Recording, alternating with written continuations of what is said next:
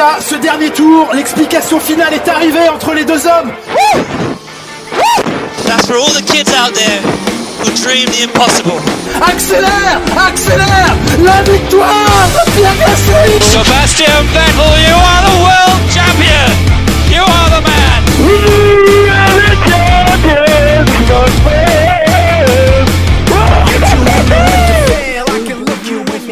Bienvenue dans ce nouvel épisode de la boîte à clapper, épisode numéro 2 des débriefs Formule 1. Toujours accompagné de mon fidèle partenaire, journaliste Auto Hebdo, en charge de la Porsche Carrera Cup France et aussi commentateur pour l'Ultimate Cup Series, Alexandre Herbin. Comment vas-tu ? Bah ça va très bien, je vois que rien qu'en la première phrase t'as progressé par rapport à la semaine dernière et Ça retient les leçons. Hein. ça c'est la marque des plus grands ça. C'est une erreur, j'enquille, je la fais pas la deuxième fois, ça c'est beau. Donc mais ça va super, j'ai hâte de parler de ce dont on va parler aujourd'hui et de débriefer plusieurs points parce qu'il y a pas mal de choses à dire quand même sur ce avant-dernier Grand Prix de la saison 2024 de Formule 1. C'est exactement ce que j'allais dire. On a beaucoup de points à passer aujourd'hui. À Koh-Lanta à 21h, faut pas traîner. Hein. Pour le contexte, il est 20h29. Donc va falloir enquiller. Hein. Non mais ça va parce que TF1 ils vont commencer vers 21h20 donc on a un peu de temps additionnel donc ça va. Ouais, et puis ils vont porter balancer tranquille. 3 pubs de 1/4 d'heure chacune. Donc en Ouais, vrai, ouais. d'ici les poteaux, il sera 23h. on est là. Euh, Vainqueur vers Bon. 2h30 du matin, nickel. Je te propose de commencer directement par les actus de ce week-end. On a su un peu avant d'attaquer. La nomination de Paul Aron en tant que pilote de réserve, on attendait peut-être Victor Martin, ça en français, on est un peu déçu, ça se justifie aussi au vu de la physionomie actuelle. On a beaucoup entendu dire d'ailleurs ce week-end de la part de Febro ou Montani que c'était beaucoup la culture de l'instant, hein. T'étais coté selon ta dernière performance en Formule 1, et forcément Paul Aron est très en verve sur cette année. Surtout quand on sait ce qui peut se passer derrière pour l'écurie Alpine, on en discutera dans un second temps. Déjà, qu'est-ce que tu en penses de cette nomination de Paul Aron, même si l'un ne va pas sans l'autre? Je pense que c'est une question de contexte global. Ouais, l'un ne va pas sans l'autre. Si on parle juste de la perfo pure, c'est sûr que bah en tant que Français, on est un peu triste parce qu'on attend Victor Martins en Formule 1 depuis des années. Chez Alpine, forcément, depuis qu'il a rejoint l'académie. Il n'aurait pas été en F1 titulaire, mais il aurait été au moins troisième pilote. Et on voit qu'il y a pas mal de troisième pilotes ces dernières années qui ont parfois leur chance. Donc c'est sûr que pas voir Victor, c'est un peu triste pour les Français. Après, dans la culture de l'instant, on a un Paul Aron qui est troisième du général à 25 points, je crois, de Bortoleto. Ah ouais, de tête, 25 t'es points et chaud. demi. Et Victor Martins qui doit être huitième. Attends, oui, il est là, huitième et super loin de Bortoleto. Donc c'est pas 100 points, mais c'est 95 ou 94. Donc dans la culture de l'instant, on a un troisième contre un huitième. Forcément, si on en a un à faire progresser, on va dire, même si c'est pas forcément une progression d'être troisième pilote, mais du moins pour Paul Aron, c'est justifié sur la culture de l'instant. Et Alors, c'est justifié aussi parce qu'il par rapport en à ce niveau qui de se passe en pilotage, coulisses. je pense qu'on serait quand même d'accord de se dire que c'est à peu près du 50-50. Les deux choix se Oui. discutent, même si pour moi, Victor Martin, ça a des bases plus solides. Il a performé depuis plus longtemps en Formule 2, mais c'est qu'un avis un peu chauvin. Mais C'est à un tout ça, champion on de va Formule rajouter 3 aussi.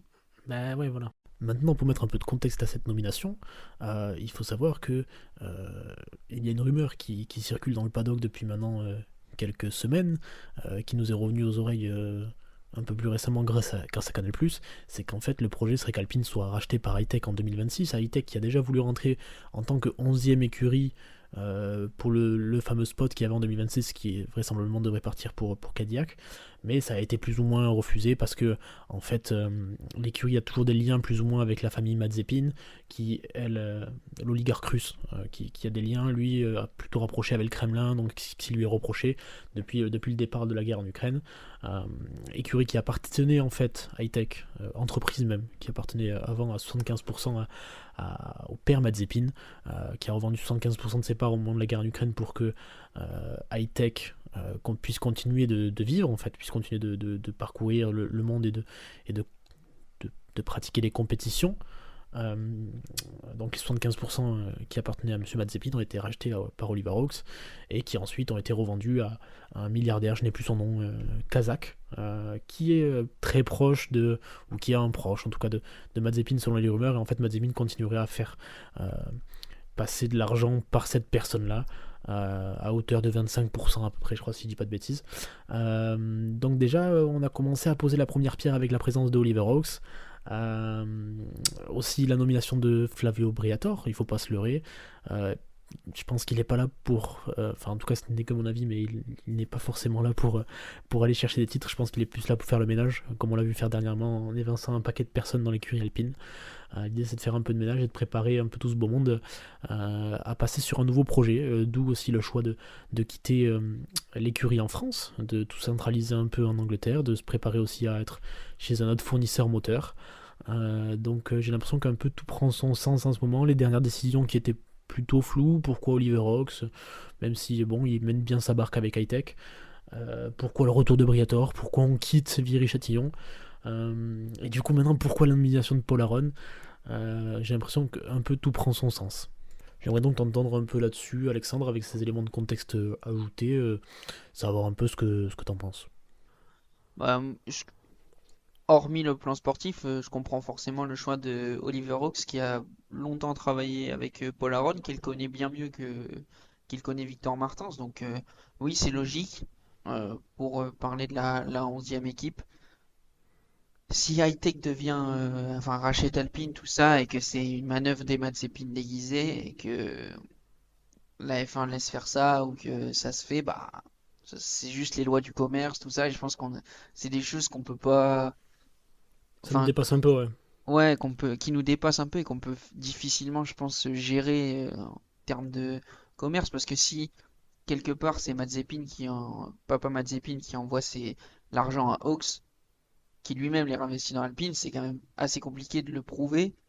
Et Ouais, surtout que ça c'est peut que des être un on-dit, peu hein, compliqué. attention. Hein. Voilà, et ça peut être compliqué de l'interdire après. Donc non, c'est vrai qu'on verra si dans les années suivantes à quel point Hightech va prendre la place d'Alpine ou devenir complètement une écurie high-tech et qu'Alpine n'existera plus puisqu'ils auront déjà perdu le moteur qui va aller chez Mercedes et perdre peut-être le reste de l'équipe. Je pense qu'on n'en est pas encore là, mais forcément sur les dernières actualités, Hightech a une place plus importante au sein du management Alpine et la nomination de Paul Aron est un nouvel exemple. Affaire à suivre. Moi, j'ai pas vraiment d'avis sur l'arrivée de Mazepin en Formule 1. Alors après, on pourrait Je pense rentrer dans pas des qu'on discussions reverra de savoir. Nikita en Non, piste. je suis pas sûr non plus. Enfin, j'espère pas. Surtout je Mais crois qu'il a annoncé la fin de sa carrière, donc il me semble ouais, je crois que c'est la fin de sa carrière complète qu'il a annoncé, donc on verra pas, vous ouais, en inquiétez motorsport, pas. je crois. Ouais, je crois qu'il est devenu DJ, Nikita un truc comme ça. Mazepin n'est qu'un lointain souvenir. Après, on peut discuter aussi de la provenance des fonds, de sa proximité avec certains gens un peu limite en Russie, mais je pense que c'est vraiment des sujets qui nous dépassent. Tant que ça vient pas trop impacter l'image du sport et que sa contribution n'est purement que en tant que passionné automobile, ben, moi je vois pas l'intérêt d'aller chercher beaucoup plus loin. Je suis pas trop dans cette guerre d'éthique là, ça impacte pas trop ma... Alors c'est peut-être con, hein, mais ça impacte pas trop mon expérience par rapport au sport en tout cas. Tant qu'il nous impose pas par exemple comme Stroll, son fils qui pour le coup euh, prend une place pour laquelle il n'est pas vraiment légitime, ça me... Voilà. Mon regard s'arrête un peu à ce niveau-là, quoi. Je te propose qu'on enchaîne sur la seconde actu, qui est tombée il y Allons-y. a un peu moins de temps. C'était en post-GP pour le coup. On apprend que sûrement Sergio Pérez ne sera plus là en 2025 chez Red Bull, plutôt un rôle d'ambassadeur qui lui sera donné. La rumeur la plus consistante et que tout le monde semble plus reprendre, ce serait que Liam Lawson prendrait sa place. Et que du coup Isaac Hadjar monterait à la place de Liam Lawson chez Visa Cash App Red Bull Racing, le nom est long. Enfin, moi j'ai un peu l'impression que Red Bull nous a habitués à mieux comme choix, quoi. J'ai un peu l'impression que c'est des choix par dépit. Parce que pour moi, aligner Liam Lawson à côté de Max Verstappen, c'est pas. Pas sexy. C'est pas très sexy et ça me semble pas être un choix de première classe, comme une équipe qui se prétend à jouer les constructeurs et à gagner des courses, quoi. Ouais, mais est-ce que c'est plus sexy d'amener Yuki Tsunoda? Est-ce que t'as plus de garantie en amenant Yuki Tsunoda? Alors pas du tout, sachant qu'il a montré très peu de progression, enfin très peu, non, faut pas être aussi... mais sur les points qui étaient quand même assez critiques, c'est-à-dire sa régularité, euh, sa faculté à être bon dans les moments qui comptent, etc. Il pêche toujours sur ces points-là, il a du mal à progresser là-dessus. Euh, donc ça justifie pas beaucoup plus, mais en fait, je pense à l'occasion Sainz pardon, qui a été raté. Alors on sait pas dans quel contexte, mais qui était pour moi un pilote de premier plan, comparé au choix qu'ils ont actuellement. Alors après, il y a Occasion toujours l'histoire Alonso. de... Non. Ah, j'ai Alors après, essayé, il y a toujours cette question de... euh, est-ce que tu vas rechercher un ancien pilote alors que tu peux promouvoir des gars pour lesquels tu payes depuis tant d'années et pas leur laisser leur chance? C'est aussi des questions qui rentrent en compte. Je vais te laisser parler à un moment donné, hein. Oh, Euh, ben, je t'en prie, continue, hein. mais pour moi, il n'y avait aucun choix qui était vraiment à la hauteur du poste. Bah, il faut dire que trouver un équivalent à Max Verstappen, parce que quand on cherche un coéquipier, on cherche pas toujours des numéros 2. Alors chez Red Bull, oui, mais quand on cherche un jeune, on va pas lui dire à Lawson, viens en tant que numéro 2, même si implicitement on va lui dire, mais Moi, je pense qu'il on le s- sait, hein.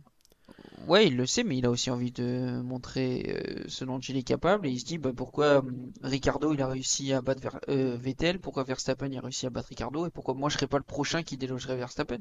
Quelque part, il a de quoi essayer. Et on a vu l'année dernière Perez être capable de rivaliser avec Verstappen sur un temps donné court, certes, mais ils ont matché. Et donc je me dis pourquoi pas Lawson, qui pour moi est aujourd'hui le meilleur choix de la Red Bull Driver Academy, parce que le plus mature, le plus performant. C'est vrai, comme tu l'as dit, Tsunoda, et je vais pas répéter les points que tu as soulevés, mais ça va contre lui. Et ramener quelqu'un qui a jamais goûté à la F1, promouvoir Isaac Hadjar, par exemple, directement chez Red Bull, ça paraît risqué. Et C'est lunaire. ça a rarement été le cas, parce que même avec un crack générationnel comme Verstappen, il a d'abord fait, alors, moins que les autres, mais il a quand même fait une demi-année chez Toro Rosso avant d'être promu Ouais, chez Red puis Bull. il y a moins cette volonté comme à l'époque de vouloir Oui, absolument battre tous les records exactement. de Et puis précocité, etc. oui, puis Max Verstappen est un cas presque unique, on va dire. Il y en a pas, C'est ça clair. ne sort pas tous les ans. Mais après, l'idée de titulariser un an de Tsunoda, ça aurait pu pour moi être une hypothèse. Un an, on lui dit, bah t'as un an, ça passe ou ça casse. Si ça passe, bon bah Lawson patientera un petit peu, Hadjar pourra se former. Si ça casse, bah Lawson en 2026 prendrait la place de Tsunoda. Et on pourrait peut-être dire au revoir à Tsunoda et Hadjar aurait un nouvel équipier ou quelqu'un qui vient d'ailleurs, mais un nouvel équipier parce que la Red Bull Driver Academy est pleine. Il n'y a qu'à voir le nombre de voitures aux couleurs Red Bull en Formule 2 et en Formule 3 et on comprend à quel point ils ont un vivier de talent derrière qui est exceptionnel, qu'il va falloir faire monter un jour, mais c'est pas facile de faire monter. Donc j'aurais peut-être tenté Tsunoda. Après le choix de Lawson, moi je me dis pourquoi pas en vrai. Pourquoi Moi, pas, ça il me peut fait un... montrer de bonnes choses, mais il aura toujours, jusque-là, aujourd'hui, cette excuse du matériel, de la AlphaTauri, Toro Rosso, VB Car, je sais pas quoi, il y a 17 noms de trucs, donc, dans sa voiture, qui est pas performante, ou peu performante, ou Ouais. rarement performante plutôt. Donc il a Le toujours seul cette indice excuse. généralement qu'on a, c'est la perfo de l'un par rapport à l'autre en tant que Voilà. coéquipier, quoi. Et je trouve qu'il est loin d'être ridicule, et qu'il matche très bien avec Tsunoda. euh, En faisant encore quelques erreurs de jeunesse, mais je pense que contrairement à Tsunoda, il est peut-être moins, enfin il est moins tête brûlée, c'est sûr, et il apprendra peut-être plus. Donc je me dis pourquoi pas Lawson et surtout oui avec Hadjar, parce on veut un troisième Français sur la grille et on veut Isaac Hadjar qui montre d'excellentes choses, qui a un sacré caractère aussi de gagnant, et je pense que ça plaît pas mal aux membres de Red Bull. On va pas s'éterniser 20 ans, mais moi, ce qui me fait un peu peur avec Lawson, quand même, c'est le manque de recul qu'on a sur ses performances et le manque de temps qu'il a. Au final, il aura disputé quoi, 3-4 GP l'année dernière et cette année, pas une demi-saison complète. Je trouve ça assez compliqué. Pas de performance fulgurante, pas de coup d'éclat. Même si quelquefois on le voit en qualif être plutôt pas mal. Donc, mais bon. Ouais, Après, Red mais Bull a ça, des éléments qu'on n'a pas. Et puis, comme on a dit, de toute façon, Sainz s'est signé ailleurs. Pour aller le chercher, c'est beaucoup d'argent. Euh, et il n'y a pas beaucoup d'autres options, donc ça se justifie. Après, parlons de Pérez. Est-ce que pour toi, Pérez, ça vaut vraiment le coup de se terminer maintenant avec tout ce qu'il a pu montrer avant? Euh, est-ce que pour toi, vraiment, c'est le bon moment pour dire stop à Pérez? Oui, c'est déjà un peu trop, c'est déjà passé le bon moment, mais je pense que de par l'importance qu'il a dans l'équipe, l'importance d'image déjà, et peut-être aussi l'importance financière, ils ne peuvent pas l'enlever en plein milieu de la saison. Mais pour moi, oui, c'est rédhibitoire Perez, et je pense que même une victoire à Abu Dhabi, ce serait peut-être le seul moyen de continuer, mais je pense que là, on a fait le tour et ça suffit quoi. Mais pour revenir à ce Ouais. que tu sais sur Lawson, alors on pourrait aussi en débattre pendant des heures et des heures, mais c'est toute une culture de l'instant qui fait que Colapinto a fait de bons résultats et que Alpine a hésité, potentiellement hésité à enlever Même Red Bull. Jack Doohan, même Red Bull, que là d'un coup Colapinto, plus personne n'en parle parce que bah il a commis quelques erreurs qui sont notables, mais qui sont aussi peut-être pardonnables parce que ça reste un jeune pilote. On a chez Mercedes une équipe qui vient de titulariser quelqu'un qui il y a même pas 24 mois était encore en Freca, qui a fait une C'est saison de vrai. F2 qui est acceptable sans être Banal. exceptionnelle.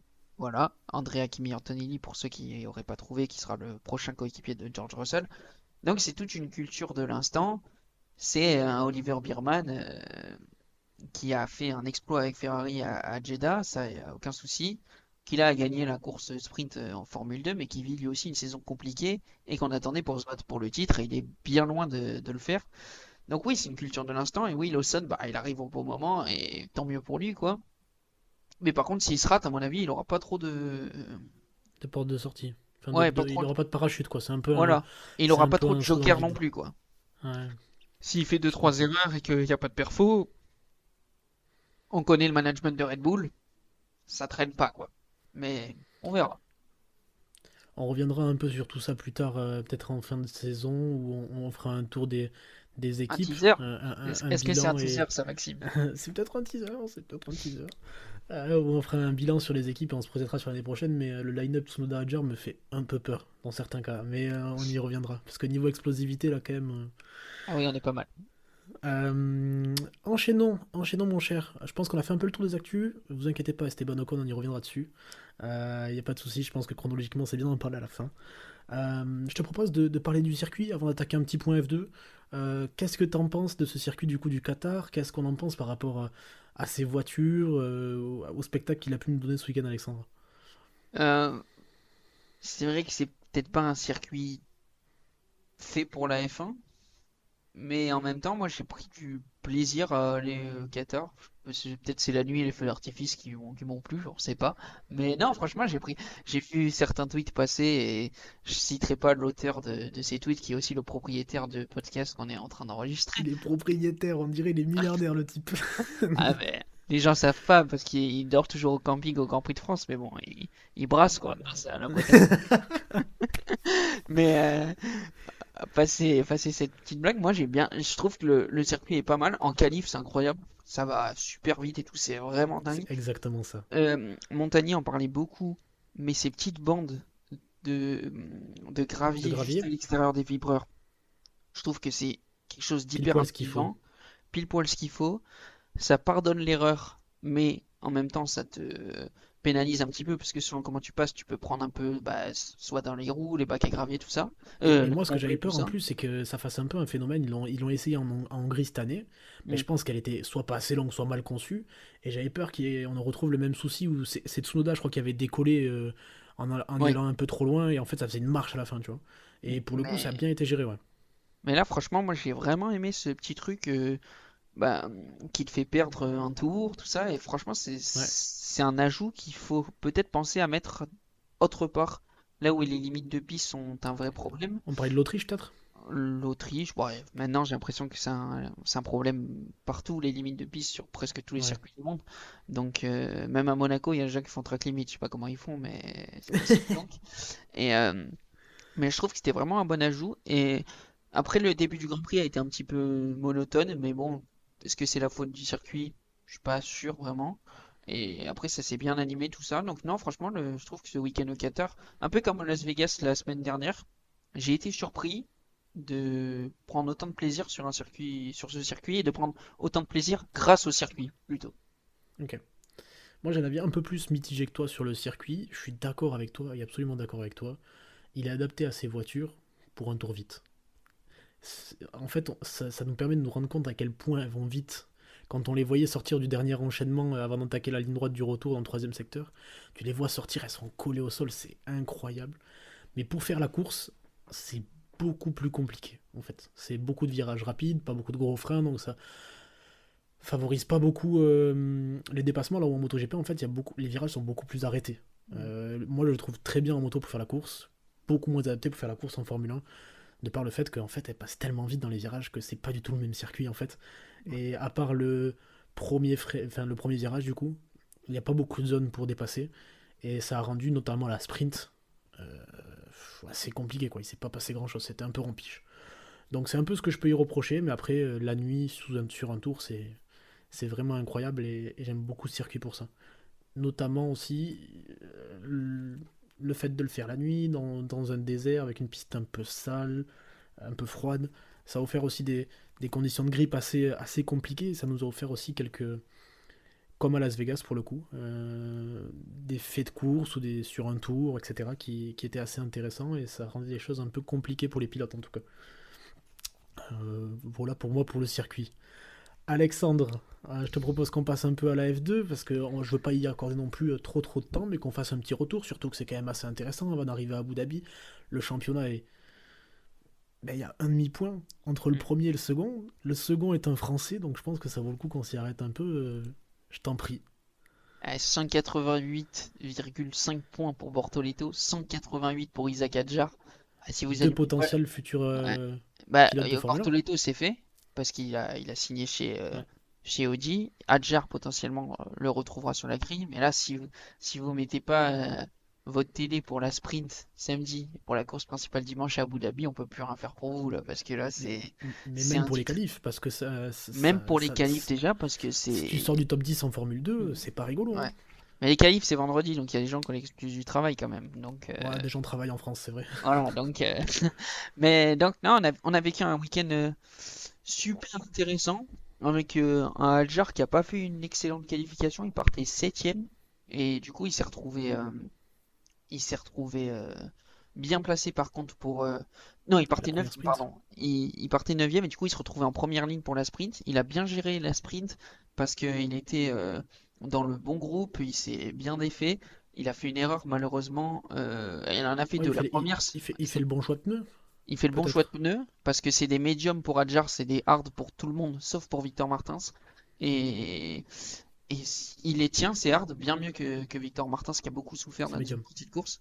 Et Adjar qui donc a fait la première erreur à 3 tours du but en défendant pas assez sur Birman et en défendant presque. Non, Il m'a il a rendu quand même fou. essayé de défendre, mais pas assez parce qu'il pensait qu'il restait plus de tours que ça. Il voulait préserver ses pneus. Ce qui s'entend, mais en même temps, on se dit c'est dommage de pas avoir défendu comme ça parce que s'il avait contenu Birman, il aurait été leader du championnat. Et surtout, la deuxième grosse erreur, c'est qu'il fait un tête à queue dans le dernier tour, il me semble. Je crois que c'est au Non, je crois que c'est dernier juste tour. après, parce qu'en fait, enfin, il me C'est semble que c'est juste après après, parce que Birman, il y a le derrière, safety car il se rend compte et qu'il reste que 3 tours. Du coup, il attaque comme un bourrin, il fait tout ce qu'il peut pour le suivre, il reste dans son ouais. DRS, et sauf que, genre, dans le premier enchaînement, je crois que c'est le triple droite, dans le premier ou dans le deuxième virage, il la perd parce qu'il rentre comme un fou et que ses pneus, en fait, ils en peuvent plus. Heureusement, c'est qu'il avait pris assez de gap et il se fait dépasser que par Crawford et Verschoor C'est et ça. il reste devant Bortoleto dans une course qui se termine sous Safety car, ouais. régime de safety car et heureusement pour Adjar parce que dans le peloton, Parce que derrière, c'est Shanghai, hein. ouais, Parce avec que des pour lui, c'était compliqué, mais derrière, on a oui, Martins qui fait le bouchon et qui perd vachement plus de ouais, rythme que lui. Et il se fait doubler de tous les côtés. Derrière, il y a des mecs en hard qui. Les conditions de piste en Formule 2, c'était compliqué ce week-end. Il n'y avait pas hmm. beaucoup de grippe. Hein. Donc, quand tu mets des pilotes inexpérimentés avec, je sais pas moi, 600 ou 700 chevaux entre les mains, euh, ça donne ça. En plus, quand je l'ai vu se faire doubler par Durand, il fait mais non, mais serre l'intérieur, ça va se taper derrière, faut que tu la gardes ta place. Il la garde pas derrière, il fait l'erreur, c'est terrible. Hmm. Mais je pense que lui, il s'en a encore plus voulu que moi, je l'en ai voulu, hein, parce que il perd quand même pas mal de points sur ce coup-ci. Et en même temps, il montre une sacrée force de caractère parce que le lendemain, en partant 9e, il a un bon coup stratégique parce qu'il s'arrête au bon Ouais, moment lorsqu'il y a les accidents en plein milieu du peloton. Ça a été une course quand même rudement menée parce qu'il y a eu pas mal d'accidents, pas mal d'accrochages, des abandons précoces et des abandons tout au long de la course. Lui, il fait l'arrêt au moment du safety car, il ressort juste derrière Aaron et Bortoleto. Donc ils étaient 7e, 8e, mais virtuellement c'était le podium parce que devant ça s'était pas arrêté. Et puis on assiste du coup à une bagarre entre Aaron, Adjar, Bortoleto. Bortoleto qui mène la course, mais qui a pris 5 secondes de pénalité parce que il a coupé la ligne d'entrée des stands. Et ça, c'est une grosse incompréhension de la part du Brésilien et avec son équipe. Et si ça lui coûte les points, des Aïe, points aïe, aïe. précieux pour Abu Dhabi sur une erreur comme ça fait un peu mal. Mais du coup, il a pris 5 secondes de pénalité et Aaron, lui, avait un rythme d'enfer, Paul Aaron, et il Ouais. a cherché sa première victoire en Formule 2 en simplement restant dans le sillage de Bortoleto, ne pas trop endommager ses pneus, ne pas faire d'erreur. Et l'Estonien, elle a fait une sacrée course Sacré pour aller week-end. chercher cette victoire. Et Adjar, du coup, qui pour pas grand-chose, je crois que c'est à peu près 4 dixièmes, qui reste dans les 5 secondes derrière Bortoleto et qui du coup passe deuxième. Et du coup, le podium final, c'est Aaron Adjar Bortoleto. Et le top 5, c'est Oliver Goethe et Gino Beganovic pour son C'est premier ça. week-end avec Dams, qui offre un joli top 5 à l'écurie française.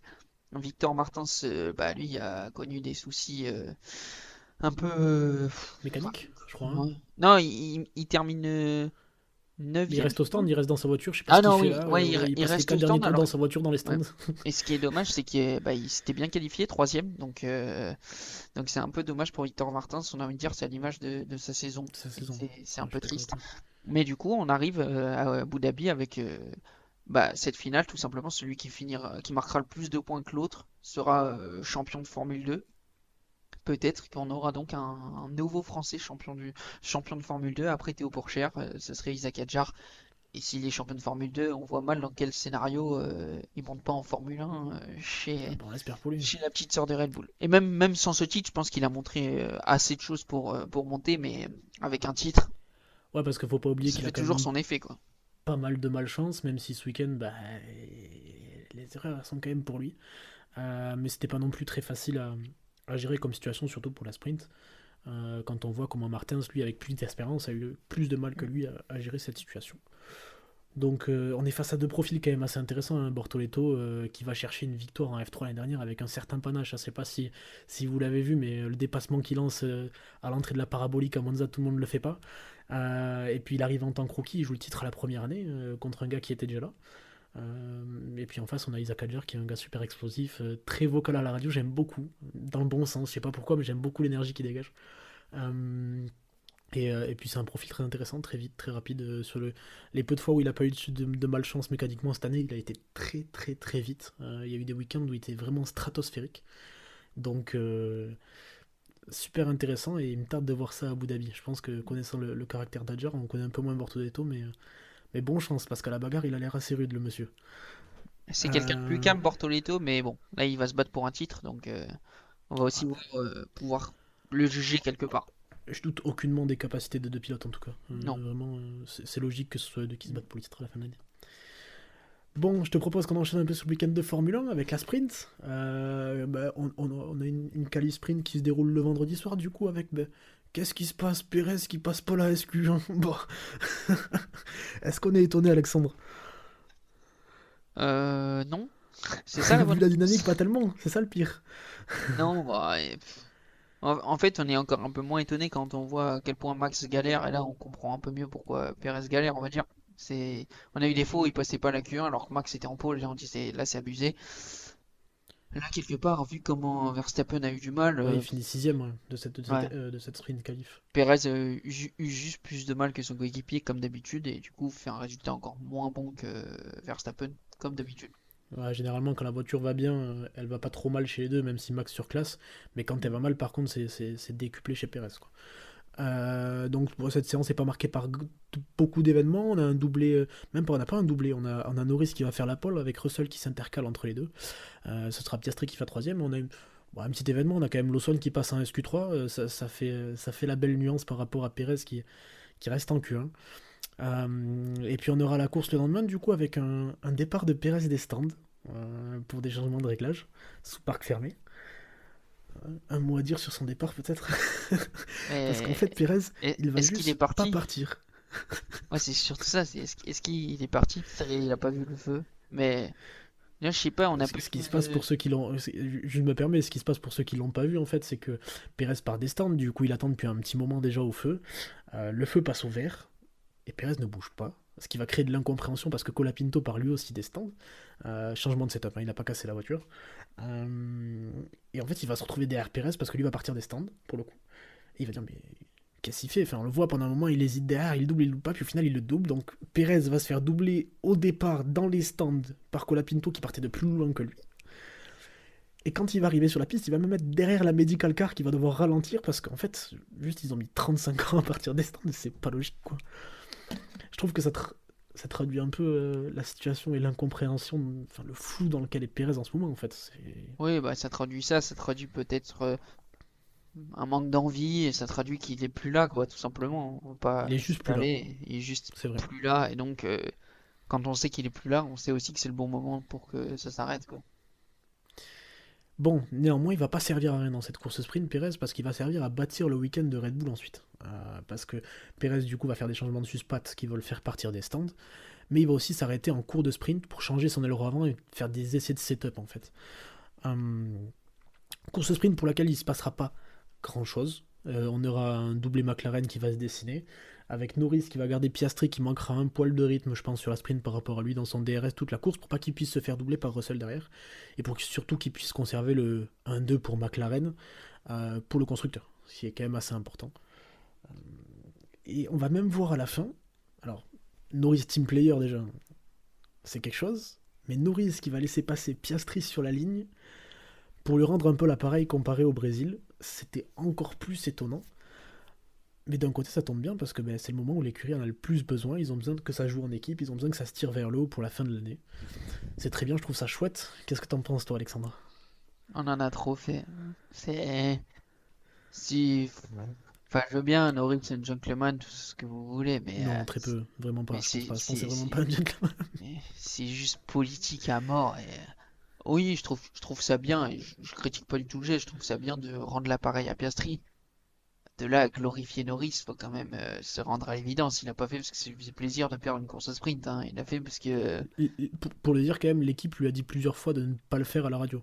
voilà. L'équipe Donc, ne voulait pas qu'il le fasse parce que Russell était trop proche de Piastri voilà. derrière et ils avaient peur qu'il se fasse passer. Ça a été bien géré sur la ligne. Oui, non mais c'est parfaitement exécuté. Par contre, si Russell passe ou que dans un cadre encore plus exceptionnel, Sainz passe et que Norris fait pas le podium, c'est le plus gros. euh, Je finirai par la C'est un phrase. choc, hein. Vous avez C'est un compris. choc. Donc le problème, c'est que là, c'est bien fait, c'est super, tout le monde s'extasie et tout, mais c'est que de la politique. C'est une bonne chose de l'avoir fait pour rendre l'appareil à Piastri, parce que si l'année prochaine Piastri est pas aussi vite qu'on l'attend et qu'il doit aider Norris, peut-être que c'est bien politiquement. De là à encenser Norris, je trouve qu'on en a un petit peu trop fait quand même. T'as bien raison. Bon, c'est pas un sujet principal, c'est pas bien important, mais Non. je trouvais ça cool d'en parler.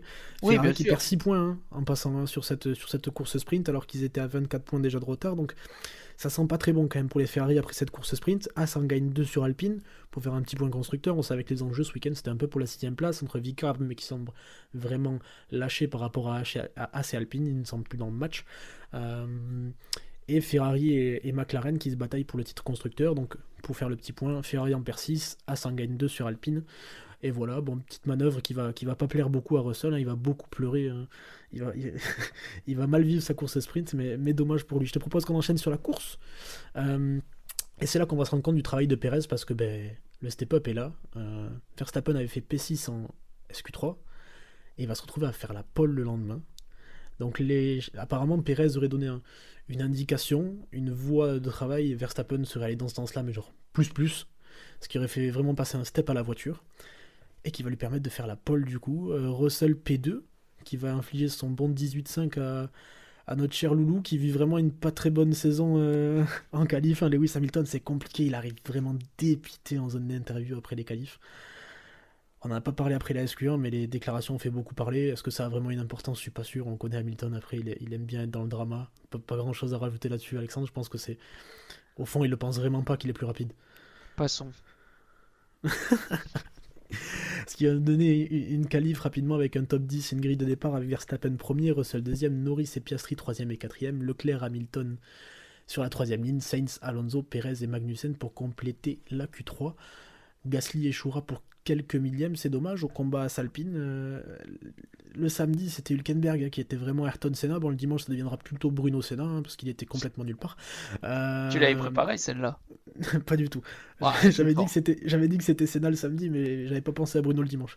Euh, On y reviendra plus tard, mais c'est Magnussen qui a pris le relais, qui fera une belle qualif et qui se placera 10ème sur la grille. Bon, le départ de la course, directement animé au premier virage avec Hülkenberg qui va se louper complètement et qui va mener Ocon et Colapinto. Je pense qu'Ocon est très content parce qu'on n'a pas parlé de ses qualifs, mais vraiment la perfo de la voiture, on se rendait vraiment compte qu'il y avait des différences d'Evo entre les deux Alpines. Donc accrochage, Hülkenberg se loupe au frein, en fait je sais pas ce qui se passe un peu, je pense qu'il freine trop tard et devant ça freine beaucoup, donc il bloque l'arrière et il va complètement se déporter sur la gauche, et à sa gauche il y a Ocon, qui a à sa gauche Colapinto, et ça fait un peu effet bowling. Et tout le monde finit dans le bac sauf Hülkenberg avec une crevaison qui pourra repartir. La FIA jugera que c'est un fait de course, il n'y aura pas de pénalité. Est-ce que t'en penses quoi toi Alexandre? Ouais, c'est un départ, c'est toujours chaud. Hülkenberg se fait surprendre. Ça arrive. Est-ce qu'il méritait une pénalité? C'est triste parce que ça ruine la course d'Ocon et de Colapinto. Pour le championnat, forcément, à l'instant où ça se passe, on dit ah bah c'est pas mal pour As parce que bah il y a une Alpine qui est out. Mais après, enfin, Hülkenberg n'a pas fait exprès de rentrer dans Ocon et je pense que quelque part, c'est juste un fait de Il serait course, pas ça allé arrive, chercher quoi. un point Ocon non plus hein. Bon, on sait pas, ça laisse un peu du suspense, qui sait. Mais non, non, enfin, ça arrive quoi, c'est juste ça, quoi. C'est fait de course et si on commence à pénaliser ça, là, on s'en sortira plus, donc non, ça mérite pas plus quoi. Premier safety car de la course, du coup, à ce moment-là, on va en avoir 3 dans la course. Le deuxième est provoqué par le fait qu'Albon en fait perde son rétro dans la ligne droite, au 30e tour environ, si je te dis pas de bêtises. On le voit au ralenti et ça va poser un peu le. Alors je sais pas si vous voyez la ligne droite au Qatar, en fait, il y a la partie propre qui est côté gauche, il y a le pit wall à droite, et en fait, ce milieu de piste, un peu côté droit, Albon va complètement perdre son rétroviseur droit, du coup, dans la ligne droite, il va venir se poser là. On va le voir, il va y avoir un drapeau jaune qui s'enclenche, qui va créer d'ailleurs une pénalité pour Norris. Euh, un drapeau jaune qui apparaît, disparaît, puis au final il disparaît, mais en fait on met pas de safety car, personne va l'enlever, un rétro c'est quand même assez imposant, ça doit faire, surtout les nouveaux, ça doit faire bien son bon 20-30 cm par 10 quoi, dans la ligne droite c'est plein de carbone, donc on sait que c'est très coupant pour les roues, mais la FIA se dit que bah, il n'est pas sur la trajectoire, donc on enlève le drapeau jaune, on le laisse là, sauf que 4-5 tours plus tard, Bottas va devoir laisser passer des gens. Alors je sais pas s'il se bagarre ou s'il se fait rattraper par des gens qui ont pit, je sais plus exactement, mais il Non, va se il décaler du coup est sur drapeau bleu, drapeau. retardataire. Donc il va se décaler sur la partie sale de la piste. Et qu'est-ce qui va se passer quand il va passer avec son fond plat par-dessus le rétroviseur? Il va l'aspirer, il va complètement l'éclater en 1000 morceaux. Donc là, safety car, déclenché peut-être un demi-tour plus tard. Et entre-temps, 2 pilotes vont crever, Lewis Hamilton et Carlos Sainz. Alors on n'est pas vraiment sûr que ce soit à cause du rétroviseur. Lewis Hamilton, lui, en débriefing, a plutôt parlé d'un tire failure, donc une rupture du pneu en fait. C'est pas non plus étonnant parce qu'on sait que le pneu avant gauche, c'est le pneu avant gauche qui a crevé chez eux, hein, et le plus sollicité sur ce circuit du Qatar. On a eu la même chose antérieurement, par exemple à Bakou, à Silverstone encore une fois, où des pneus ont éclaté après avoir été trop longtemps sur les voitures. On était quand même au 35e tour. Euh, Ton avis là-dessus, Alexandre? Est-ce que pour toi, la FIA a pas un peu déconné sur ce coup-là? Ouais, si, clairement, parce que ouais, ce sera toujours compliqué de prouver que c'était à cause ou pas à cause du rétroviseur que Parce qu'on a Sainz et toujours Hamilton ont pas d'infos crevé. à ce jour-là. On Voilà, enregistre le mais mardi soir. Rien n'est remonté, on sait pas si c'est des pneus qui ont éclaté ou si c'est à cause du rétro. laisser 5 tours, enfin c'est pas un rétroviseur qui est complètement le long du pit wall, il faudra vraiment s'écarter là. Et on sait que si au moindre retardataire, et Bottas peut absolument rien faire, il doit sûrement peut-être pas le voir, euh, c'est compliqué de pas mettre de safety car ou de virtual safety car. Mais au final, le safety car dure super longtemps parce que vu que le rétro a éclaté, euh, bah, il faut balayer toute la piste. Là où si tu mets une virtual safety car, en un tour, tu peux l'enlever et la course reprend et personne n'a rien perdu. Norris Ça prend va pas de... créer Enfin, plein d'autres problèmes ensuite. prend peut-être pas forcément de drapeau jaune, je sais pas, mais en tout cas, ouais, non, 5 tours pour réagir et 5 tours et attendre 2 crevaisons potentiellement. C'est pas une bonne manœuvre pour la sécurité, Ouais. quoi. Puis surtout il y a un point que peu de personnes en parlaient, mais que je trouve assez important quand même, c'est qu'on a eu, bon, c'était un ressort de suspension, c'est autre chose, c'était à une autre vitesse, mais Felipe Massa a quand même pris un projectile en 2009, si je dis pas de bêtises, ouais, à Hongrie, qui fait très mal, hein. Il le prend en plein casque, il perd connaissance, il va percuter un mur à 220 km/h. Et j'ai l'impression qu'on retient pas beaucoup les leçons parce que un rétroviseur, ça doit bien peser son poids, multiplié par la vitesse à laquelle ils arrivent. Si ça finit dans un casque, ça peut être hyper dangereux, surtout quand on voit la longueur de ligne droite qui reste après. Ça peut être complètement dramatique et je pense il y a quelque chose qui doit primer, c'est la sécurité avant tout. Et je trouve qu'ils se sont carrément ratés de ce côté-là et ça a été super sous-estimé, quoi. Clairement. Mais bon, ça nous a offert un autre Ah ben là, rebondissement dans la course, on va dire. ça a créé des problèmes parce que du coup, quand ce drapeau jaune s'agite, Norris passe devant, il ne ralentit pas assez, gagne 6 dixièmes sous le drapeau jaune. On n'est pas encore sous safety car à ce moment-là, je pense que c'est tour 30-31. Et Verstappen va dire à la radio, mais comment ça se fait qu'il s'est rapproché tant? Il a pas ralenti sous drapeau jaune ou quoi? La radio va remonter, la FIA va le voir, et en fait, il s'agirait que Norris est complètement passé à fond sous le drapeau jaune. Drapeau jaune, je sais pas, j'ai vu le on-board, compliqué à voir, j'ai l'impression qu'il s'allume quand il passe à côté, alors c'est... Bon, peut-être qu'il en a été informé par son équipe aussi, hein, attention. Euh, Qu'est-ce que t'en penses? Il va prendre 10 secondes de stop and go par rapport à cette infraction-là. Moi, je trouve... Alors, je connais pas le barème, pour le coup, j'ai pas fait mes devoirs, mais je trouve que s'il y a des infractions importantes à mettre, c'est vraiment quand il y a une question de sécurité et que, ben, à un moment donné, si tu es sous une procédure de sécurité et que tu la respectes pas, tu t'exposes à ce genre de sanctions, en fait. Ouais, je pense qu'il n'y a pas vraiment de débat sur ça parce que si la règle c'est si on améliore son temps sur sous drapeau jaune, parce qu'en fait c'est ça, les 6 dixièmes il calcule parce qu'il voit que par rapport à tous les autres, bah, il fait un chrono qui est à peu près similaire à ses chronos et vu que tu es censé relâcher nettement l'accélération, bah tu n'es pas censé passer aussi vite. Donc s'il est passé comme dans un tour classique ou sans en laisser trop, et que la règle c'est 10 secondes et stop and go, enfin 10 secondes de stop and go, bah c'est c'est juste, c'est pas juste. Dans ce cas-là, il faut repenser la règle et pas le cas précis. Mais moi, je pense que Norris méritait sa pénalité. Et c'est un peu, enfin, ça reste une pénalité prise un peu bêtement, quoi. À ce moment-là, du coup, Norris est deuxième. Il est à environ 2 secondes de Verstappen, donc vous doutez bien que ça va complètement saccager sa course. Surtout qu'après, en fait, après ce safety car, du coup, il peut pas effectuer de pénalité sous safety car, ça on le sait, surtout que la pénalité sera donnée plus tard. Mais du coup, il va y avoir une relance après, et avant même la relance, ben, on va avoir des gens qui vont créer une autre safety car. Pérez va vraisemblablement faire un tête à queue sous safety car, en fait, en sortie de virage rapide, il essaie de faire chauffer son pneu, il met gaz en grand, et en fait, il perd l'arrière. Il va faire un tête à queue, repartir, mais au moment où il repart, la transmission fait vraiment un sale bruit, je pense qu'il pète un arbre de transmission derrière. Et ça sera fin de course pour Pérez. Je sais même pas s'il y a encore quelque chose à dire là-dessus, quoi. Enfin, on sait que les conditions Non. sont compliquées, il sort des stands en pneus durs qui sont sûrement froids, donc l'erreur est vite arrivée. On voit Hülkenberg d'ailleurs à la relance qui lui derrière, à peine un tour plus tard, va s'y mettre tout seul aussi avec des pneus durs qui peinent à mettre en température. D'où Bruno Senna aussi. Mais pour le coup, Pérez, il a un grand rôle dans le week-end de Red Bull, mais là, c'est un peu cauchemar de son côté du box quand même, hein. Ouais, c'est peut-être pas 100% de sa faute, mais ce qu'on retient juste, c'est qu'il s'est mis en Ah, c'est le tête à seul, hein. queue sous C'est le safety seul. car. Et Romain Grosjean avait fait ça aussi, et ça lui a valu des moqueries pendant des années. Donc, quelque part, enfin, c'est peut-être pas que sa faute, encore une fois, mais c'est lui qui était au volant, c'est lui qui a fait cette possible erreur.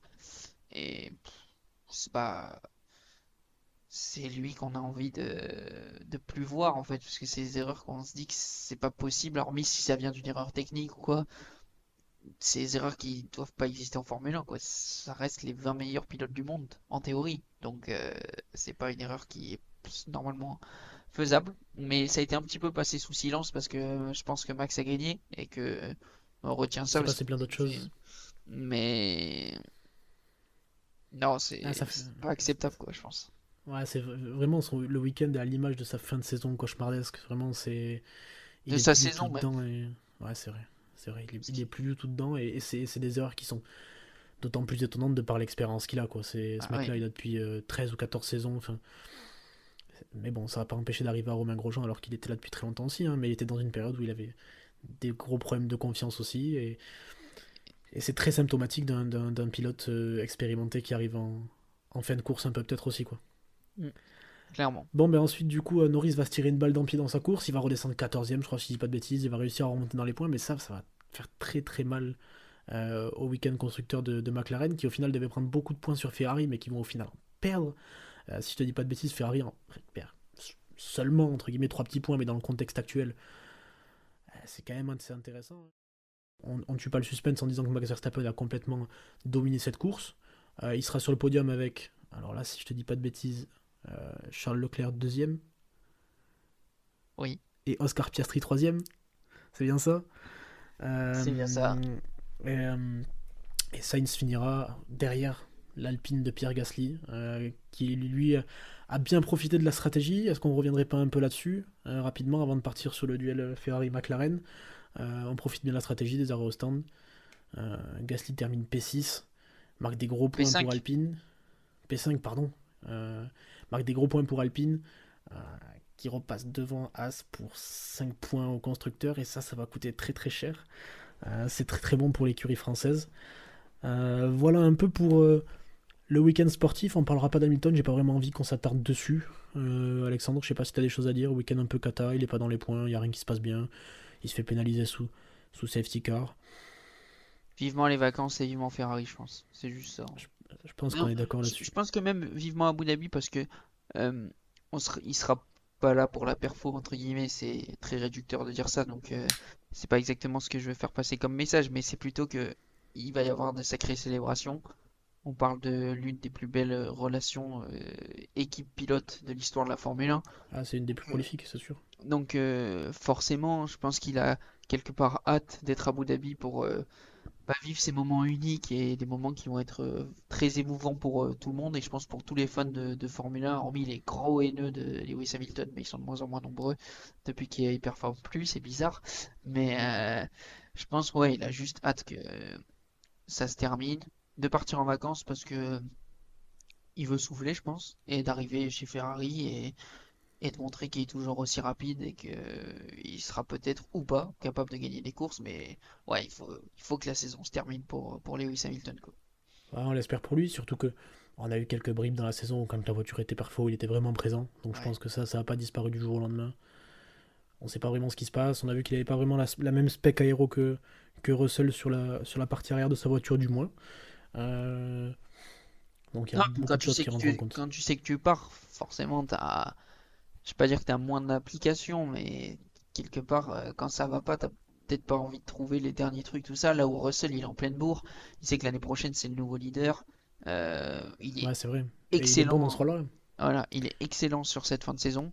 Faut quand même Donc, dire qu'il finit quoi? Il finit quatrième, il Russell? finit quatrième Mais, avec une mais Mercedes, stratégie lui, ouais, Mercedes Mercedes lui tue la course. complètement manquée. Donc, parce qu'il est sur le podium assez largement normalement. Après, il aurait fallu aussi bien gérer un peu la fin de course, les safety cars, tout ça, mais il avait le rythme, comme on l'a vu pour en qualification, il avait le rythme en sprint. Euh, il aurait normalement fini encore une fois sur le podium après sa victoire de Las Vegas, ça aurait été mérité. Bon, il finit quatrième, ça reste un bon résultat et ça n'a pas toujours été le cas cette année chez Mercedes, mais non, il est très très chaud Russell et s'il arrive à garder cette forme pendant l'hiver et arriver comme ça au début de la saison 2025, ce sera un candidat au podium et aux victoires chaque week-end assurément, quoi. Et peut-être qu'il se battra cette fois-ci face à Hamilton, mais ce sera du rouge contre du gris, comme on a vu Hamilton face à Leclerc. Et à noter qu'il s'est quand même fait bien manger le cerveau par Verstappen, parce qu'on sait qu'ils sont un peu chauffés le samedi soir pour un incident sur lequel on reviendra pas forcément. Enfin, on peut y revenir si tu veux, si on a 2 minutes. Verstappen qui va se faire pénaliser d'une place, à la base il fait la pole, mais il part deuxième sur la grille. Parce qu'en fait, alors, mettons un peu de contexte encore une fois, Russell est sur un tour de lancement, il n'est pas sur un tour rapide. Son ingénieur lui annonce à la radio qu'il va arriver sur Verstappen et Alonso qui sont au ralenti devant. Alors là, je sais pas pourquoi je vois l'image d'Alonso quand il sort dans les pits au Canada où il est derrière Hamilton et qu'il met des grands coups de volant à droite à gauche pour dire oh, il m'a gêné, j'ai failli me mettre dans le mur. Russell va arriver plein de balles sur Verstappen et en fait il va mettre des grands coups de volant droite-gauche comme si il était sur un tour rapide et qu'il l'avait gêné, qu'il avait failli satelliser, il va prendre la radio, etc. Enfin, il va rajouter des caisses. Ce qui va pousser la FIA. Alors après, on ne sait pas ce qui s'est passé. Apparemment, ça a chauffé aussi dans le meeting avec à la FIA où Russell aurait tout fait pour le baiser. Selon ses termes, ça fait beaucoup de baisers en 2 semaines quand même. Euh, Verstappen a même dit qu'il avait jamais vu quelqu'un vouloir autant baiser son adversaire au point d'en arriver là. Peut-être qu'il était Et il lui encore aurait- sous vodka Red Bull, hein. Vu que maintenant il C'est vrai. fait des apéros en pré-GP, peut-être qu'il était encore, il était plus trop lucide. Max, on sait pas, hein. On sait pas. Mais du coup, il était assez énervé. Il est sorti de cette réunion en disant que de toute façon, c'est pas grave, ça se paierait le lendemain au premier virage et qu'il la récupérerait sa place. Russell a dit après la course qu'il s'attendait à que ça s'accroche et il a pas opposé beaucoup de résistance à Verstappen au premier virage. Ouais, Euh, il faut dire que son ce, ce- départ est un peu moins bon aussi, ce- surtout. ce même- ouais, en partant du côté propre de la piste en plus. Ce même Russell qui, une semaine avant, nous expliquait que s'il avait la voiture aussi performante que Max Verstappen, serait l'homme qui lui opposerait une grande résistance. On verra ça peut-être l'année prochaine. Je te propose qu'on passe du coup au point constructeur. Ferrari, comme je disais, qui récupère des points sur McLaren dans un week-end euh, où ça devait pas arriver en fait. McLaren était vraiment au-dessus ce week-end. Euh, la faute à qui? La faute à Lando Norris, encore une fois, qui dira que au final c'est vraiment de sa faute après la course. Qu'est-ce que t'en penses toi, Alexandre, de cette erreur de Norris là? On sait qu'ils ont beaucoup de choses à gérer ces pilotes là lorsqu'ils roulent, entre les tempêtes des pneus, leur réglage, etc. Plein de choses. Ah oui, ça, c'est une Et erreur celle-là, elle fait tâche quand qui... même, parce Oui. ils perdent les 18 ou 20 points de la deuxième place, je sais plus exactement d'ailleurs. Non, non, ça fait tâche. Ça arrive dans un Grand Prix où on arrivait en se disant peut-être que si Ferrari est moins bien, ils perdront le titre dès le Qatar. Bon, McLaren a encore de l'avance. Et selon toute vraisemblance, il devrait être champion constructeur dans une semaine. Mais ils ont laissé Ferrari dans le match sur une piste à Abu Dhabi qui leur sera moins favorable et ils vont devoir se battre pour aller chercher le titre. Là où bah, Ferrari était quand même bien moins fort Qatar, on l'a vu dès le vendredi, et où Charles Leclerc finit devant tout le monde et Sainz finit, enfin devant les McLaren plutôt, et Sainz finit sixième après avoir vécu aussi une course pas forcément facile. Mais, La crevaison, elle est pas cadeau. Ouais. sans cette crevaison, ça aurait pu faire 2 et 4 ou 2 et 3 peut-être dans un autre monde, et là ça aurait fait vraiment mal à à McLaren, pardon. Mais Sainz, oui, a joué de malchance, mais une malchance qu'il peut pas contrôler, alors que Norris, lui, pouvait clairement le contrôler, quoi. On a éclipsé un peu le sujet, mais je te propose qu'on revienne un peu sur la course des Alpines, parce que ça va être un peu le gros dossier de cette fin de week-end en fait. Parce qu'on va apprendre plusieurs choses. Déjà, très belle course de Pierre Gasly, qui avec le package aéro va faire un super week-end. Il marquera pas de points en sprint, mais c'est pas de chance, il fait quand même une belle qualif. Sprint, qualif course un peu moins bonne, il est 11ème, mais c'est quand même pas dégueu. Il va faire une très bonne course, très bon choix stratégique d'Alpine, qui vont être là au bon endroit au bon moment, un peu comme au Brésil. Donc c'est cool qu'on voit les choses se répéter, c'est que ça va dans le bon sens et que ça travaille bien, c'est pas que de la chance. Euh, Qu'est-ce qu'on en pense de cette perfo de Pierre Gasly qui va aller chercher une P5, qui va garder Carlos Sainz pendant 10 ou 15 tours à la fin derrière lui, sans qu'il puisse le doubler. Il va faire des très très belles défenses, d'ailleurs sur l'attaque en fin de zone de DRS dans le premier virage. Euh, c'est le candidat qu'il faut à Alpine, parce qu'on sait pas trop à quoi s'attendre peut-être l'année prochaine avec Jack Doohan à ses côtés, mais il a l'air d'être en capacité de porter le projet, mais comme il a déjà fait au final chez AlphaTauri. Mais on s'écarte pas trop du sujet déjà. Qu'est-ce que tu penses de sa course, toi, Alexandre? Ouais, comme tu dis, ça travaille bien. Ça fait double podium au Brésil, ça fait troisième en qualif à Las Vegas. Ça a eu des soucis à Las Vegas, mais ça les a bien réglés au Qatar. Ça a fait une jolie P5 à l'arrivée, 10 points immensément importants et peut-être 10 points qui vont quasiment assurer la place devant As au constructeur parce que seul Magnussen marque des points en terminant 9ème, je crois. Parce que oui, non, Norris double pas Magnussen, donc oui, il termine 9ème Magnussen, donc ça veut dire que 10 points contre 2. Gasly en reprend 8. Après, alors qu'Alpine en avait perdu la veille en sprint. Donc, non, c'est la grosse performance au bon moment. Elle est dans le championnat constructeur peut-être presque aussi importante que le double podium au Brésil. Et non, ça a été parfaitement exécuté en piste avec Gasly, on a l'habitude. Dans les stands où il y a eu parfois quelques couacs, là ça a été parfait. Et ça a bien sauvé une nouvelle fois le dimanche d'Alpine qui partait mal avec cet abandon malheureux d'Ocon.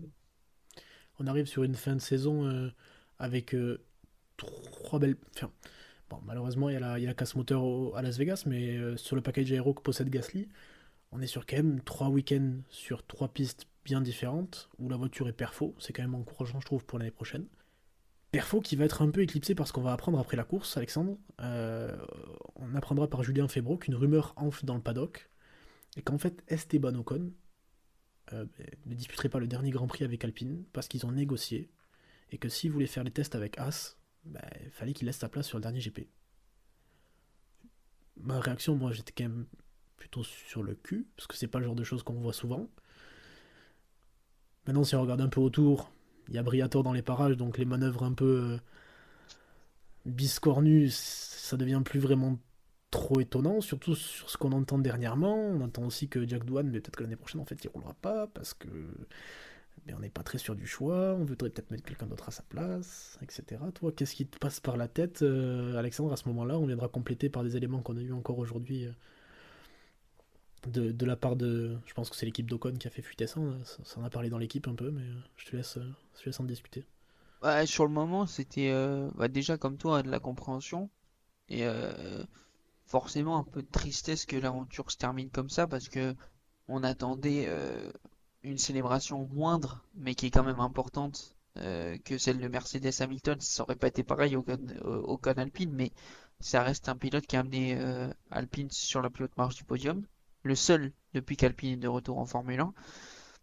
Ça reste quelqu'un qui a beaucoup apporté à l'équipe, qui les a emmenés petit à petit dans ce milieu de peloton et qui les a réussi à les maintenir là-bas avec des Ah, beaux parce qu'il podiums faut quand comme même ça. rappeler qu'en début de saison, avant que la balance de performance penche du côté Gasly, et on sait pourquoi, hein, les Evo c'est lui qui les a eu, Ocon portait à bout de bras cette équipe. Clairement, le Il, temps il, que il- Pierre Gasly se fasse aussi à la voiture, parce qu'il a fallu aussi un temps d'acclimatation. Mais non, c'est triste que ça se termine comme ça. Après, c'est des choix politiques, c'est des clauses de contrat. Est-ce que c'était marqué vraiment dans le contrat? Est-ce qu'après avoir vu aussi Alpine laisser Gasly un peu prendre plus de place qu'Ocon en cette fin de saison, à juste titre pour certains, pas nécessaire pour d'autres.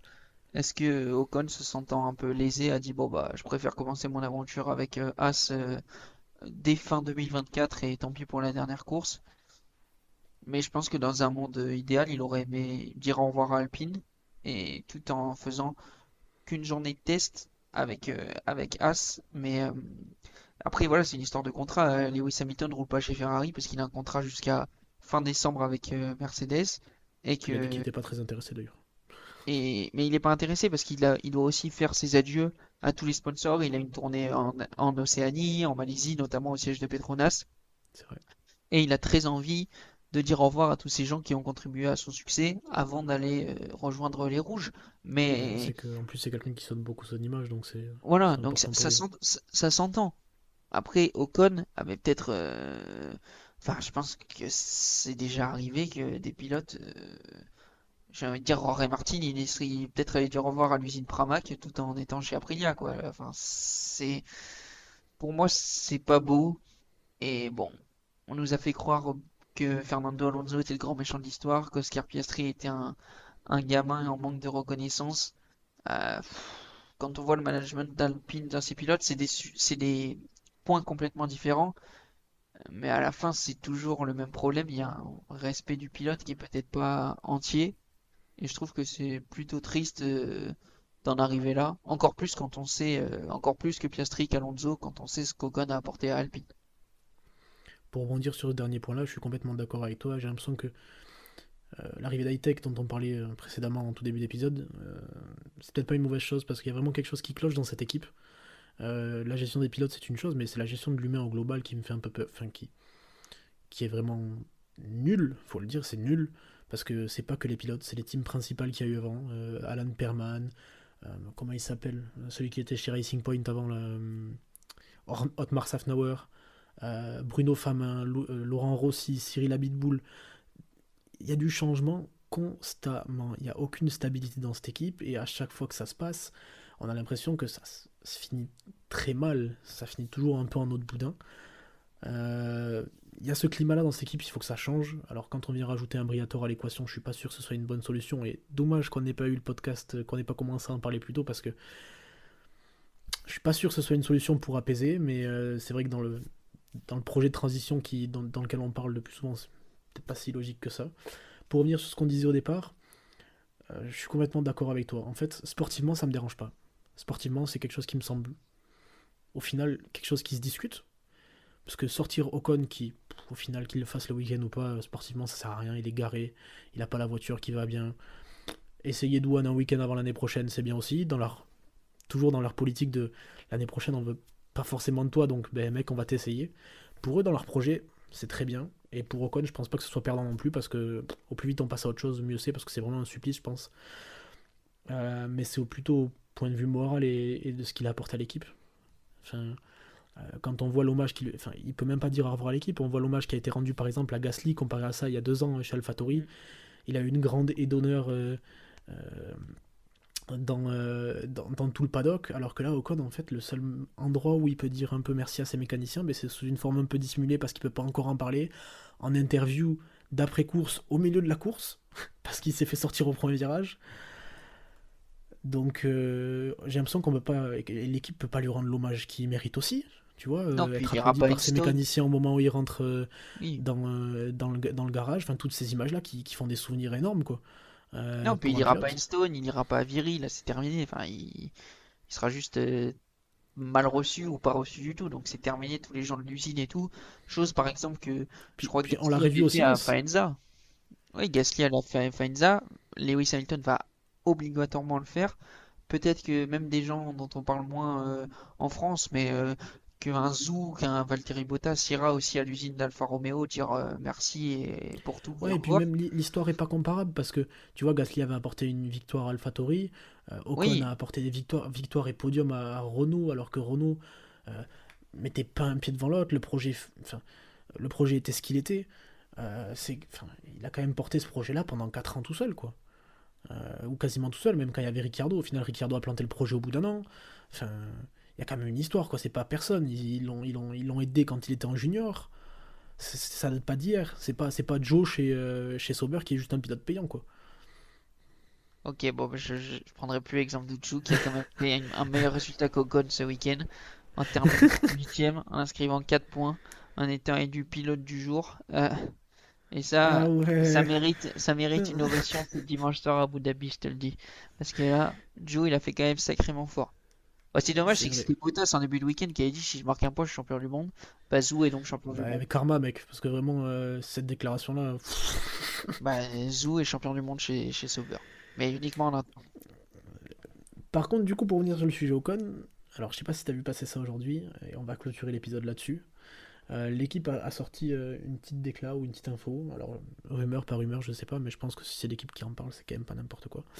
En tout cas, j'ose espérer. En fait, Ocon aurait été convoqué quelques heures avant le GP du dimanche, en lui disant écoute, en fait, on veut plus te laisser participer aux essais de pré-saison avec As, enfin de fin de saison avec As, sauf si tu laisses ta place pour le dernier GP.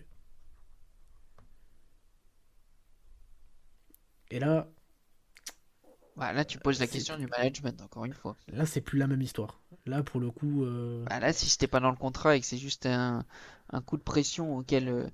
Enfin, je sais pas si on peut appeler ça qu'il a cédé au coup de pression, mais c'est juste un coup de pression un peu malsain. Euh, et ça lui, et fait. en fait, il aurait été retrouvé contraint à dire oui parce qu'en fait, ben, toutes les, comment dire, toutes les procédures, les mises en place, etc. avaient été enclenchées avec As, sûrement qu'il était déjà Oui, allé louer son forcément. baquet, qu'ils avaient prévu, etc., de le faire rouler. Et au vu de la perfo, ben, il aurait dit bon, ben ok, tant pis, je laisse ma place, quoi. Et ça Donc se ça rajoute comprend encore. pour Ocon, mais si ça s'avère vrai, c'est encore plus dégueulasse d'Alpine, quoi. Pas de la part d'Alpine. Quand on voit que juste avant l'émission, là, il a publié ce message d'au revoir à Alpine, et qu'on voit que lui, il avait fait un design spécial pour dire merci et tout, avec la photo de sa victoire, tout ça, on se dit que même si on À quel point fait tout tous les était prêt, tenants et c'est les pas quelque chose qui était aboutissants, prévu voilà, avant. exactement.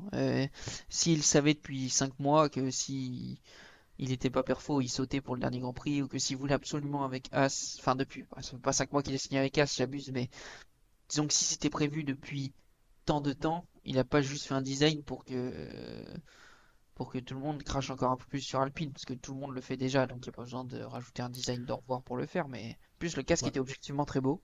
Mais En plus. ça a pas de rapport Non, dans le c'est début, vraiment, mais il est vraiment beau. c'est vraiment pas le, c'est vraiment pas le genre de Mais garçon, je pense, de préparer ouais, quelque chose de, non. Et c'est super triste. En fait, à chaque fois qu'il y a un élément qui se rajoute, on est encore plus triste pour Ocon et on se dit encore plus comment Alpine peut gérer son équipe comme ça en fait. ouais. Donc bon, et ben courage à Jack Doohan quand même parce que ça va pas être parce qu'on l'oublie forcément en tant que Français tout ça, on pense plus à Ocon, mais pour Jack Doohan Arrivé dans ce après climat-là. là, euh, jeudi au Métiadé, va falloir être prêt quand même, hein, parce que il va prendre des questions auxquelles j'ai pas trop envie de répondre. Alors pourtant, moi j'ai jamais conduit une Formule 1, je risque pas de remplacer Ocon, mais parce que Et il pourra forcément, pas faire des réponses comme son patron, hein, en disant ah j'étais sur le mur exactement. des stands, je suis pas au courant, Non je mais viens alors juste d'arriver.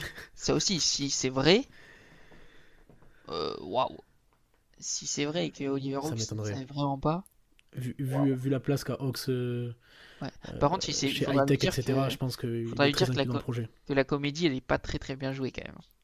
Ah, il s'est vite échappé, hein. Très fort quand même. Non, mais, très Non, fort. Parce que Margot Lafitte, très forte d'ailleurs. Toi qui es ouais, journaliste, elle oui, non, est c'est vrai. arrivée, elle a passé la pommade doucement, on va Mm. parler du résultat, c'est très bien pour l'équipe, et bah Non, mais mais il a été surpris, il a un ouais. peu hésité, et par contre, dans l'art de s'échapper, il est très Ah, la bon. survie est très Ouais, forte, hein. La ouais, survie est très très forte. mais non, et non, ouais, mais par contre, si jamais, bon, je pense qu'on le saura jamais, mais enfin, si, peut-être dans des années, mais si jamais il s'était vraiment pas au courant et que c'est une manigance de Briatore ou de quelqu'un d'autre, ah, ça fait vraiment peur pour la suite, quoi. Ça fait Ça vraiment peur. collerait tellement bien au personnage. Non, Ce parce qu'en serait. fait, ouais, on va pas étendre sur ça, parce que pareil, ça prendra des heures, mais quand on connaît le caractère flamboyant d'Alonso, on peut croire que Alonso a foutu la pagaille et il est parti après. Quand on voit à quel point Piastri a l'air d'être un garçon posé, tout ça, mais qui se laisse pas marcher dessus, bon, à la limite, on veut bien croire. Mais quand on voit Ocon, moi j'ai du mal à croire que. Alors Ocon a son caractère aussi, et Bien sûr. il a eu des soucis par le passé et tout ça, mais Ocon et Alpine, c'est une très belle relation. On nous en a vendu les mérites pendant des années de l'association franco-française. Waouh, quoi. Ouais, puis je Qu'elle pense se qu'il était termine vraiment comme attaché à ça, cette hein. équipe-là. Il était Et je vraiment pense attaché à aussi, l'histoire et plus à qu'à son Force histoire avec India ou l'équipe. à Racing Bulls, Bien pas sûr. Racing Bulls, Racing Point, pardon, avant, Ouais, quoi. ouais, Mais, c'est clair. et en plus, en tant que Normand, et on sait à quel point cette, enfin, ce prisme avec la Normandie et les pilotes normands nous a fait des caisses, mais je pense que c'est aussi vraiment quelque chose qui est important pour les gens d'Alpine, pour les deux pilotes. Bah, même même cet héritage historique, il a été balayé par les choix d'Alpine, et ça, c'est bien triste. Ah, mec, on pourrait faire un classement des plus mauvaises coms de l'équipe depuis qu'ils sont revenus en Formule 1 entre le projet sur 5 ans, 2 ans World Champion, Nico Hülkenberg World Championship Material, euh, 100% français, le Ferrari français. Bref, il y en a eu et au Passons, on final, à se fait chaque du fois, c'est mal, un là. échec. On se fait du mal. Bon, on parlait de survie, transition toute trouvée, je vais te laisser aller regarder ton émission de survie préférée. Ouais, Euh, mais attends, il y a les pronos pour Abu Dhabi quand même avant. mais avant de partir, Ah, les pronos pour Abu Dhabi, bon là, pour le coup, j'ai un peu moins envie d'être pas objectif. C'est-à-dire que j'allais dire Ferrari, ce serait bien pour le championnat, etc. En toute objectivité, qui tu vois prendre la pole? euh, bah Max Verstappen, tiens. Je me dis que Je suis complètement d'accord avec toi. ça faisait longtemps qu'il n'avait pas fait la pole, Autriche quand même. Euh, et je me dis que, ouais, finir de montrer que quand même, bon, euh, 4 fois C'est lui le champion patron. du monde, Norris est bien gentil, mais tranquille. Donc je pense que, ah, je le vois bien aller chercher la pole, puis la Red Bull, enfin, je veux dire, Abu Dhabi convient à la Red Bull, comme à peu près beaucoup de circuits, mais, enfin, je pense que, non, je le vois bien aller chercher la pole. Et je Pole vois bien, victoire hein, pour moi, hein. oui, pour le victoire aussi, je vois bien Ferrari faire peur à McLaren, mais pas réussir à rattraper parce que le gap est quand même assez conséquent, tu vois. Ouais. Je vois bien un 2-3, par exemple, Sainz-Leclerc, Ouais. Piastri Norris qui cravache derrière pour, enfin, peut-être pas forcément 2-3, mais qui cravache pour assurer les points et que ça se joue à vraiment une poignée d'unités pour que McLaren soit champion. Mais ça m'étonnerait quand même que McLaren perde tout dans ce dernier Grand Prix. En performance, hein. Après, bon, évidemment, un multiple accident et Piastri et Norris sont pris, bah, ça rabat les cartes. Mais à la régulière, je vois bien McLaren trembler un peu, mais prendre le titre quand même. Tu sais quoi, je voulais être objectif, mais fuck l'objectivisme. C'est pas français, mais c'est pas grave. Euh, Une dernière belle paire d'Hamilton qui joue la victoire contre Verstappen, ça me ferait très très plaisir. Waouh. Ah ouais, non, ouais, toi, t'es. Donc je dis un podium Verstappen, Hamilton, Leclerc. Ouais, et Bottas qui marque des points. Allez, c'est parti. Non, vraiment pas par contre. Parce que lui, il est dans le cyclisme maintenant, faut l'oublier. Il est plus là. Et qu'est-ce qu'on peut attendre de Jack Doohan finalement? Oh, rien. Ben, moi j'ai peur parce que s'il a vraiment la voiture de Ocon, c'est-à-dire qu'il aura pas les Evo, ça m'étonnerait qu'Alpine lui envoie les mêmes Evo que Gasly, alors que son Ah, premier ce serait vraiment un est foutage de gueule incroyable. Hein. fini. Ouais, et quand on voit qu'Ocon fait dernier en qualif au Qatar, Ah, puis bien en plus. Hein.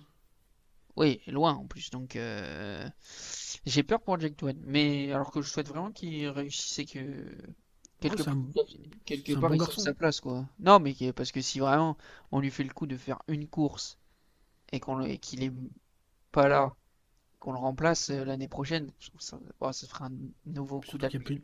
surtout qu'il y a plus de place pour lui. Hein, parce que s'il n'est pas là Oui, l'année ah prochaine, bah il n'est là pas c'est réserviste non terminé. plus. Hein. Non, non, donc non, à voir ce que peut faire Jack Doohan, mais oui, il risque de souffrir. Mais bon, bah, on vous débriefera ça la semaine prochaine, non? Exactement. C'est ce que j'allais dire. On débriefera ça, tout ça la semaine prochaine. On a beaucoup digressé, on a parlé de beaucoup de choses au final. Mais je trouve que c'est assez cool au final de se poser et de discuter tranquillement de beaucoup de choses. J'espère encore une fois que cet épisode vous aura plu. J'espère qu'Alexandre, toi aussi, ça t'a plu de venir discuter un peu Formule 1 ce soir. Du coup, on se dit rendez-vous dans une semaine pour le débrief d'Abu Dhabi. Et puis ben, bonne soirée, bonne journée. Je sais pas quand est-ce que vous écouterez cet épisode. Mais ciao, ciao. Il est là, ce dernier tour. L'explication finale est arrivée entre les deux hommes. That's for all the kids out there who dream the impossible. Accélère, accélère. La victoire de Pierre Gasly. Sebastian Vettel, you are the world champion!